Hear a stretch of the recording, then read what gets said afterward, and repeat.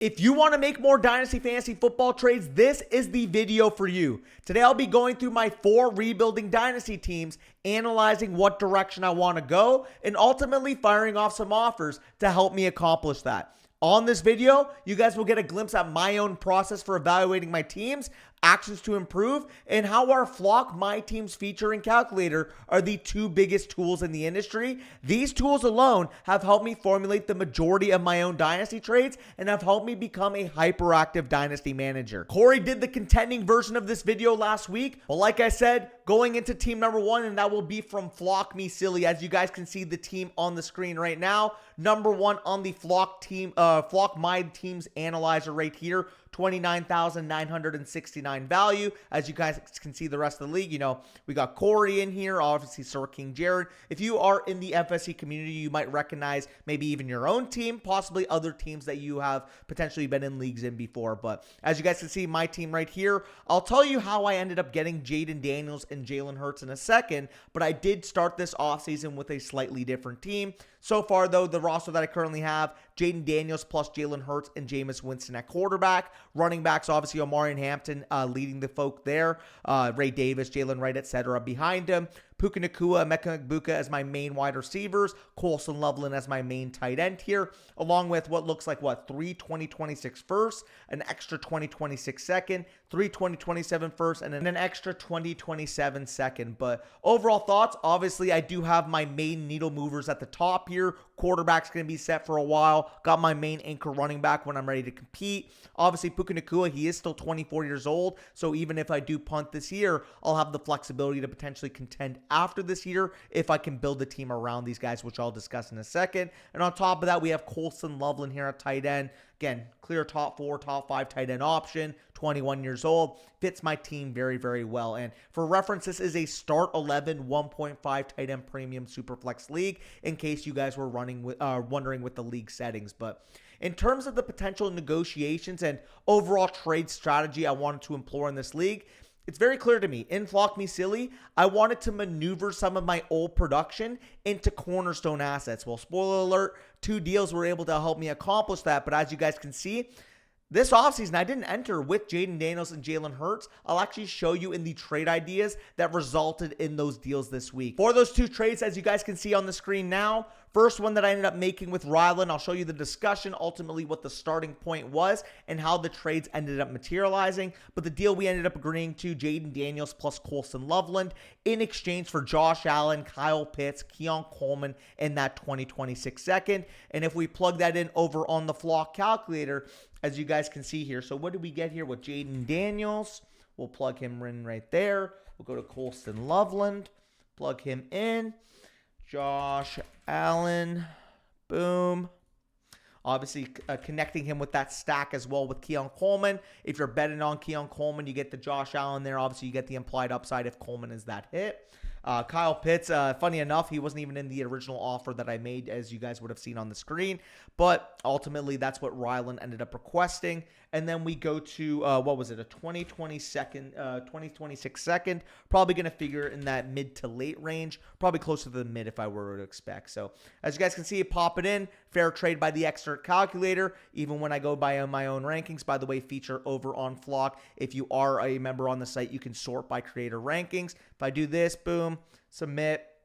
Slightly loose. So the offer by my own rankings would I'm assuming this is because of the discrepancy I have with Allen, but it does show that I slightly lose this deal. But ultimately, I can tell you guys for free right now, this is a deal that I felt really accomplished what I wanted to do. I think Allen is the 101 in Dynasty, no question about it. The production equity that he gives. Unfortunately for me, because I am punting this year, as you guys can see with this team, I have a young team. I wanted to increase the shelf life of my team. So for me, if I could move down from Josh Allen, get insulation plus a 24-year-old quarterback rather than a 28-year-old that Allen represents Daniels represents versus Allen, I felt like that made a ton of sense in my spot. Just replenish with Jaden Daniels because he is younger than Allen. This second deal, like I kind of alluded to, Jalen Hurts in exchange for Dak Prescott, Devon Achane, and Matthew Golden. And funny enough, this is actually not how the deal started off materializing. My first initial offer to Dr. Brian Harris, keep in mind when I showed the team on the screen, very competitive, very, very win now. You got McCaffrey, you got Purdy there, obviously Metcalf. He didn't have Golden at the time, but McLaurin, Judy, like he's got a very old age demographic on his team. So initially when I reached out to him, I said, hey, listen, like I would be willing to give you Devon Achane. Give me your 2 1s and your 2. And obviously if we plug this in over on the calculator, we go 2026 mid to late 1, obviously an older team, a team that wants to contend this year. I do figure it to be a mid to late pick, 2027 mid to late 2, as well as the 2026 mid to late 2nd here in exchange for Devon Achane.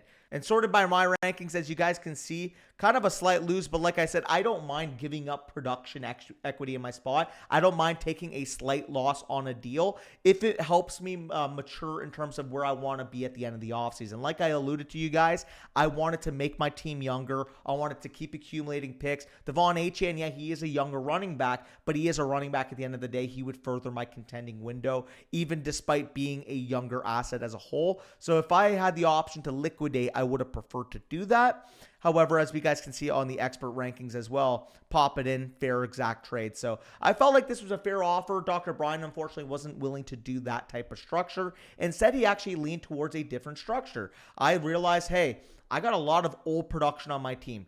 Dak Prescott, obviously older player. Devon Achane, I just kind of said he's not old, but he is a running back, so he's more of an asset that I would want to be if I was closer to peak contention.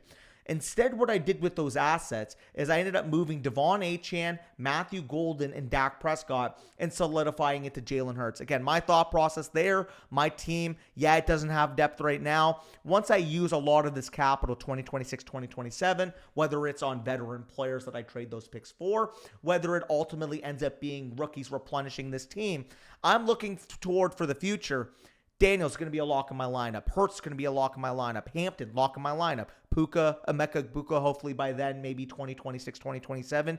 These two can be my foundational wide receivers. And like I said, I think Loveland has a ton of upside, draft capital, insulation to Ben Johnson to be able to be a big-time dynasty asset. So for me, the fact that I was able to build the infrastructure of my team and be able to add to the depth with this complete liquidity of picks, I mean, I understand why the analyzer does favor my team because I do like the spot I was able to ultimately build myself in, and I do think these two trades help me accomplish that even more. The fact that I have this built out now I can focus in season. Maybe a Jalen Coker starts going off, a Ray Davis starts going off, Terrence Ferguson, Mason Taylor. I'd be looking back towards Dr. Brian if he wants to maybe buy some more production at that point. If B-Mac wanted to get some more production, obviously older wide receiver core, maybe he wanted to add, I don't know, Jalen Coker ends up being a, top 30 wide receiver who wants to add him to his team. I think that'd be reasonable for me. I can look through, 12 is where B-Mac ranks. Obviously, Brian Harris ranks at number 10 at wide receiver. Who is at number 11? Because I can take a look as well.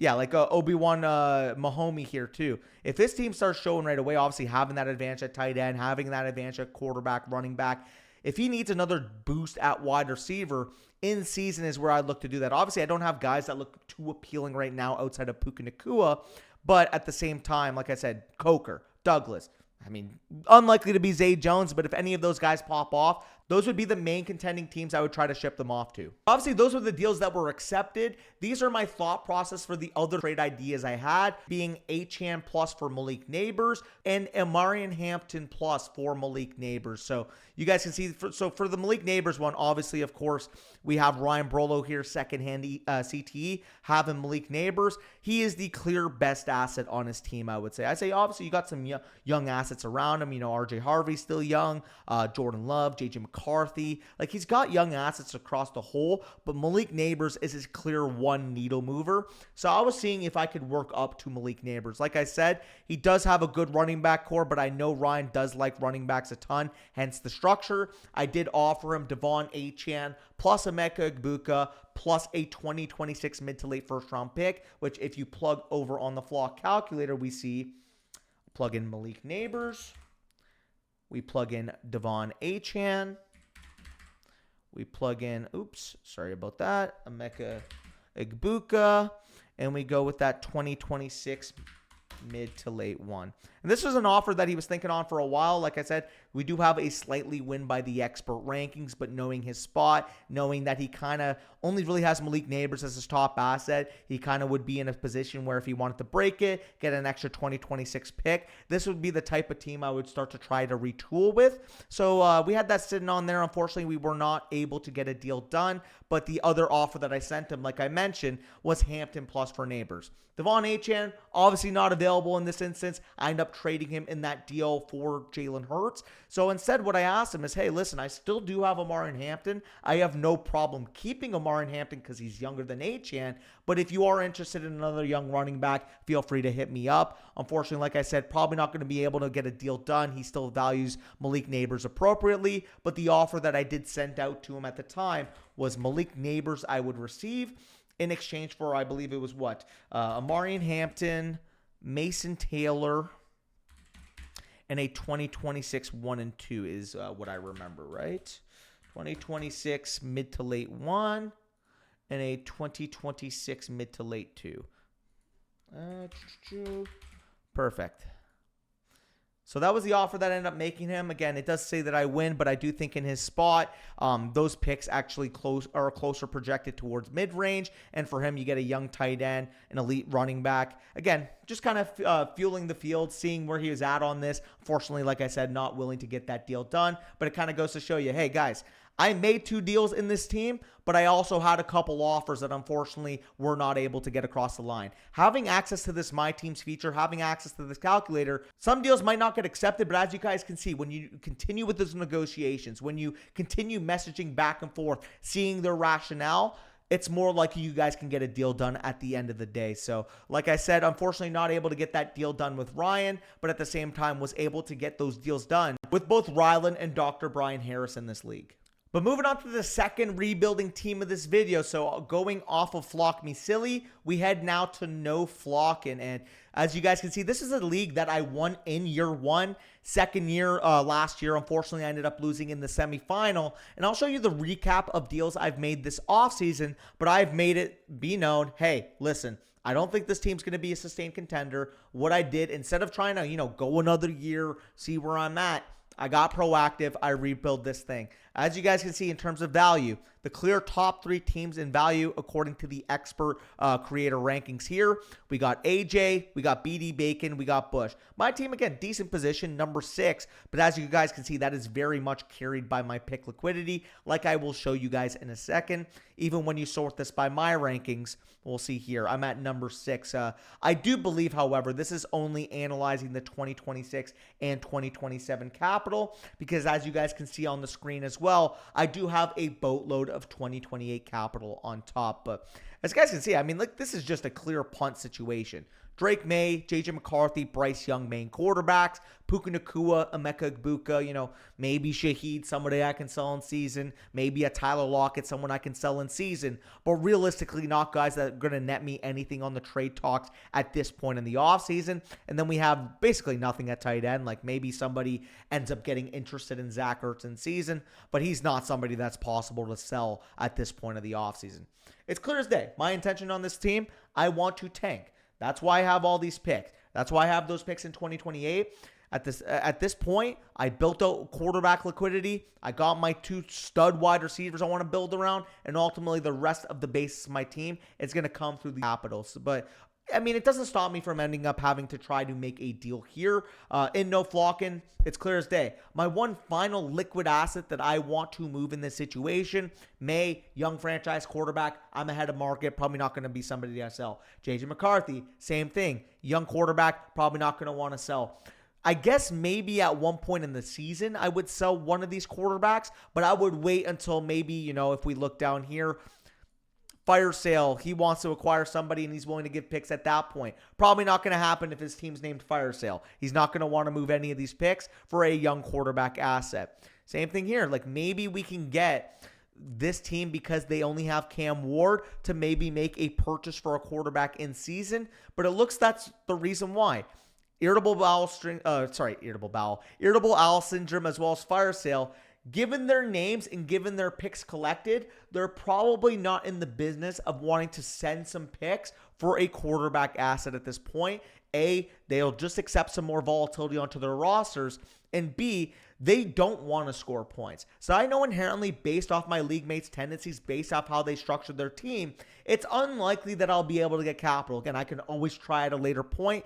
Probably not going to happen from these two teams. But the one liquid asset I do still have is Puka Nacua, and he's a guy that, in terms of a trade idea, I've been shopping around, potentially moving off of Puka, getting a young wide receiver plus insulation to build with this young team that I have.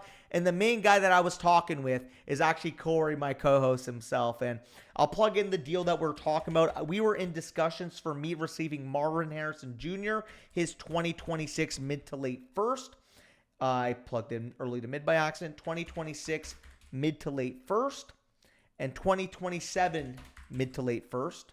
And I would end up giving him Puka Nacua and his 2026 mid to late second.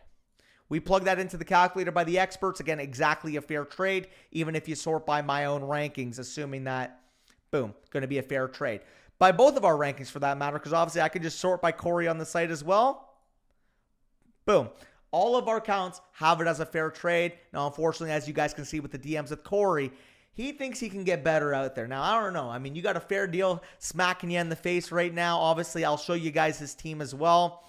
I mean, it's a fucking loaded squad. Allen, Stroud, Omarion, Brown, Harvey, Tootin, BTJ, Nico, Marvin Harrison, Jordan Addison. Doesn't have a tight end, which, again, is something that he has been trying to talk about potentially upgrading in season. It feels like he's been lowballing everybody in this league at tight end, but at the same time, I mean, Kincaid, Ingram, maybe you can get there in the early season. Regardless, even if his tight end's not giving him a ton of production, still going to be one of the top contending teams for this year. So to me, the rationale is like, dude, your picks are going to be mid to late. In fact, I would be shocked if Corey's picks in the next 2 years didn't end up in that 110 to 112 range. Now, obviously, if you guys are at home, it's not something that you guys are going to be, experimenting with yourself. I feel confident because I know Corey is a manager. I know the team that he has, the youth that he has on this team. I don't see a world where each of the next 2 years, that pick, like I said, is 106 or 105 or even 108 for that matter. Like, I feel very confident in saying with this squad, he's going to be in that 110 to 112 range. So again, if he finds a better alternative, maybe, the Jamar Chase manager, the CeeDee Lamb manager, Justin Jefferson manager wants to entertain that type of deal with them, be my guest. Go accept that type of value because I do prefer those receivers to Puka. But at the same time, Corey, when you're in this position and you still got liquidity, go win the chip. Seriously. Go out there, stack your team, go win the chip. Now, obviously, I am fucking biased. I'm the one trying to sell it to you, but at the same time, I'm looking at the squad right now, Corey, man. You upgrade the production from Marv into both of our wide receiver fours for the 2025 season. I think it would be in your best interest. But let me know in the comments if you agree with my perspective or Corey's maybe hesitance on making that type of deal with me. But all jokes aside, like I said, my team didn't get here for no reason. Like, the reason why I only have basically 5 tradable pieces on my team right now is because I got busy this offseason. Like I said, I moved off, a team that was, frisky last year, made the semifinal, didn't really have, a big end goal going forward. I ended up completely reflipping this offseason. You see this first deal. I sent away Lamar Jackson, Sam Darnold, and Hollywood Brown. I ended up receiving Bryce Young, Drake May, that first 2 seconds, I believe, there in 4/3. And the rationale for me, I'm very high on Drake May. He's my 10th overall player. I'm perfectly comfortable moving off an older quarterback, getting the insulation plus May, while also upgrading from Sam Darnold into a quarterback like Bryce Young. I know I will have the opportunity to flip in season if needed. Same thing with this other deal. Chris Godwin, George Kittle, Jalen Hurts in exchange for J.J. McCarthy, Emeka Egbuka, 3 first-round picks, and that 2026 second. Again, rationale here, Godwin, Kittle, Hurts all need a moving assets. Funny enough, in the other league, I bought Hurts. In this league, I am trading away Hurts. Realistically, the reason why I do this, I believe in J.J. McCarthy. Emeka Egbuka was a top 8 valued rookie pick for me this year, and I do think getting that liquidity is enough for me to be willing to part with that production. Like I said, team was kind of at a crossroads. I was a fraud team. These are the deals that I made to turn a fraud into a retooling team like the one that I currently have. Again, it only says number 6, but keep in mind, I do have all that 2028 capital as well on this. But moving on to the third team, we head on over to Devy Disciples. And again, it's in the name, but as you guys can tell, this is a Devy league. Start 10, 1.5 tight end premium Devy league.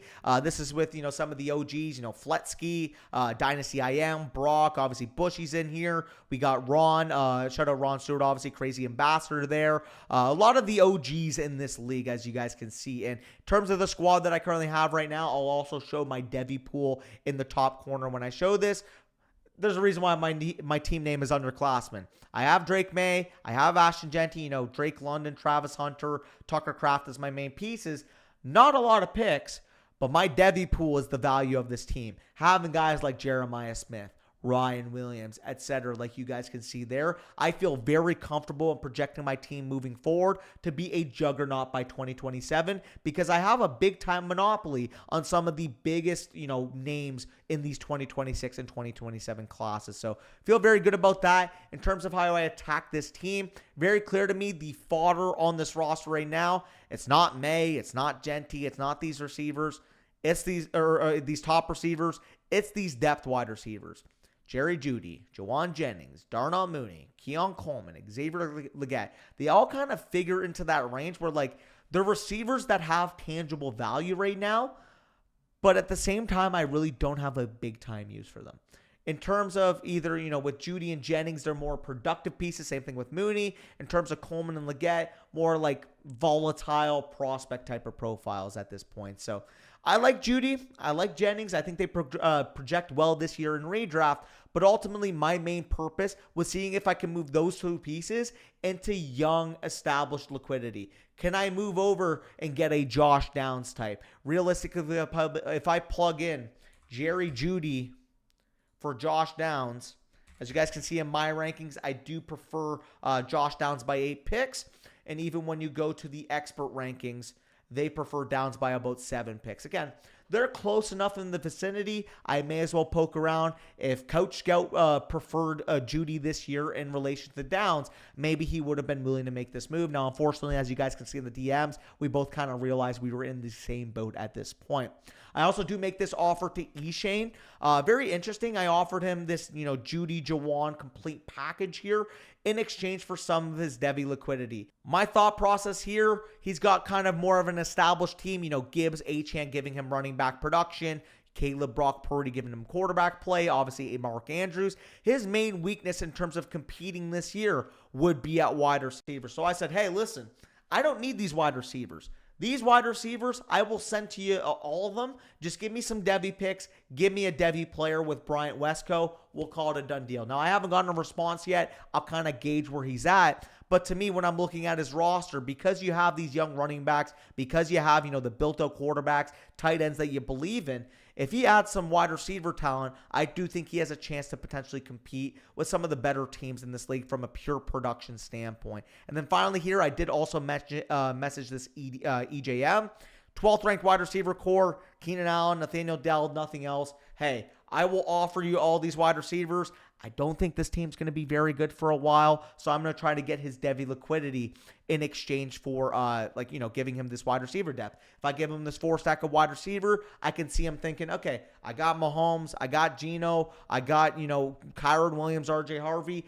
Some people will see this and think they compete. Now, if you guys are watching us, you'll know this is probably not a team we would advise you guys on competing with, but some people operate differently. They'll see, Kyron Williams, 3rd round ADP. Patrick Mahomes is Patrick Mahomes. Geno Smith goes to a better situation, and they will convince themselves that, hey, I have older players anyways. I may as well take one final run at the championship. So hopefully that's what EJM's mindset is. Would love to potentially make that deal with him, get some of his futures, because I don't think his future is very bright with the squad. Again, if you guys know us, if I was in this spot, I would try to be doing everything to retool this team, but maybe that's not where his rationale is at. And in this league, as you guys can see this offseason, I did make a big-time splash. Now, there's a couple, in the weeds deals I can discuss. Maybe if you guys watch college football, you know a player or two that I mentioned.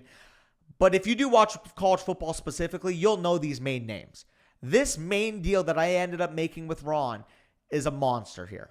We got Justin Jefferson. I ended up giving him, like I said, you guys know my thoughts on Travis Hunter. If we plug in Travis Hunter here and we sort it by the experts, he's 33.83 average ranking.